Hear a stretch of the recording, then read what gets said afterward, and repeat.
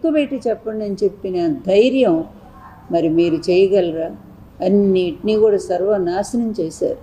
జగన్మోహన్ రెడ్డి గారు ఒక పద్ధతి ప్రకారంగా రాష్ట్రాన్ని అన్ని రంగాలను ముందుకు తీసుకెళ్తూ అటు అభివృద్ధిలో ఆంధ్రప్రదేశ్ నంబర్ 1 చేశారు. అదేవిధంగా మరి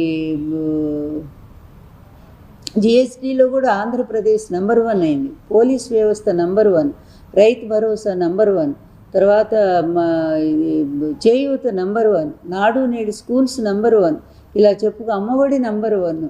ఈ విధంగా ఇతర దేశాల నుంచి కూడా వచ్చి ఈ పథకాలు ఎలా అమలు చేయగలుగుతున్నారని చెప్పి చూసి వెళ్ళారు.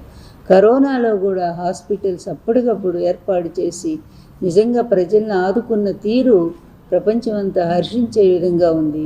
దేశం కూడా ప్రధాని మెచ్చుకున్నారు, అందరూ మెచ్చుకున్నారు. అట్లాంటి గొప్ప పరిపాలన, గొప్ప పాలకుడు, గొప్ప సంక్షేమము వాటన్నిటిని తుంగలో దొక్కి ఈరోజు అమరావతి పేరుతో అడ్డగోలుగా సంపాదిస్తూ మళ్ళీ కూడా ఈ విధంగా తండ్రి కొడుకు తయారయ్యారు. ఈ రాష్ట్రానికి ఒక పీడలాగా చీడలాగా పట్టుకున్నారు వీళ్ళు.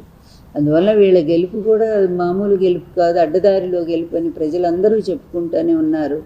అందువల్ల ఎప్పుడు ఈ పీడ తొలగిపోతుందా అనుకుంటున్నారు. అది మహానాడు కాదు, ఒక ప్రజలకి అది వెన్నుపోటు నాడు అని చెప్పుకోవాలి. ఎన్టీఆర్ని వెన్నుపోటు పొడిచి ఎట్లా పార్టీ లాక్కున్నారో అదేవిధంగా ఈరోజు కూడా మరి ప్రజల వెన్నుపోటు పొడిచి హామీలు ఇస్తామని చెప్పి మాట ఇచ్చి ఈరోజు ప్రజల